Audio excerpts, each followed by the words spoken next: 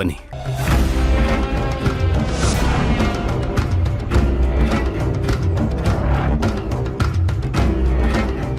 ನಾನು ಸ್ಕೂಲನ್ನು ನ್ಯಾಯವಾಗಿ ನಡೆಸ್ತಾರೆ ಅನ್ಕೊಂಡಿದ್ದೆ, ಆದ್ರೆ ಇಲ್ಲಿ ನೋಡಿದ್ರೆ ಇಲ್ಲೂ ಏನೋ ಹಗರಣ ನಡೀತಿರೋ ತರ ಕಾಣಿಸ್ತಿದೆ. ಅವಳ ದಂಧೆ ಎಲ್ಲ ಹಾಗಿರ್ಲಿ, ಇಲ್ಲಿ ಕೆಲಸ ಮಾಡ್ತಿರೋ ಬಡವ್ರ ಮಕ್ಕಳನ್ನ ಅವಳ ಸ್ವಾರ್ಥಕ್ಕೆ ಉಪಯೋಗಿಸ್ಕೊತಾ ಇದ್ದಾಳೆ ಅಂದ್ರೆ ಎಂತ ಹೆಂಗ್ಸಿರ್ಬೇಕು.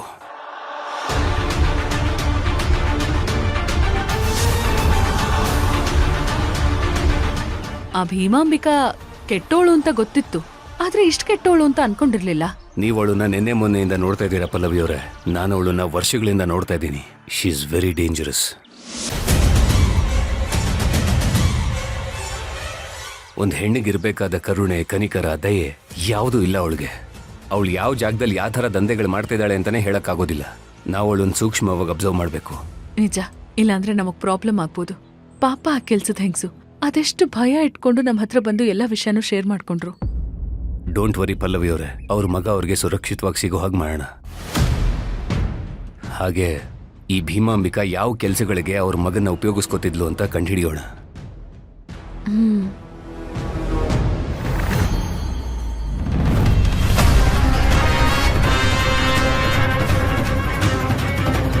ತೆಗಿಯ. ಸರಿ ಅವರ.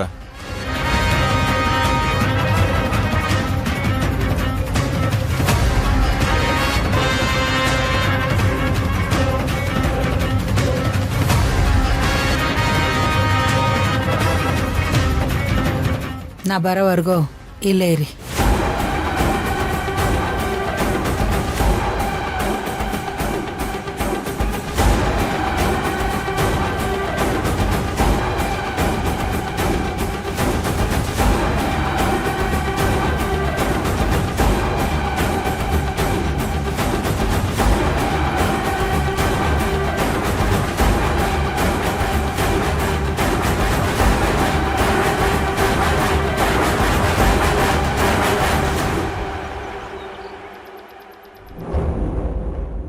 ಬಾಗ್ಲಾಕಿ.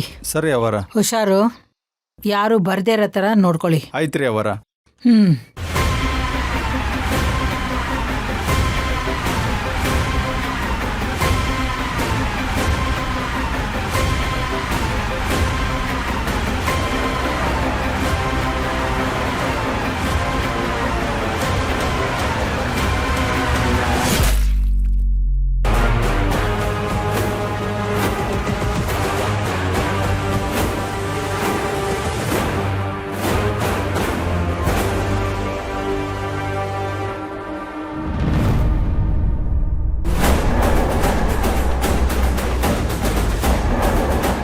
ಭೀಮಾಂಬಿಕಾ ಇಲ್ಲೇನ್ ಮಾಡ್ತಿದ್ದಾಳೆ?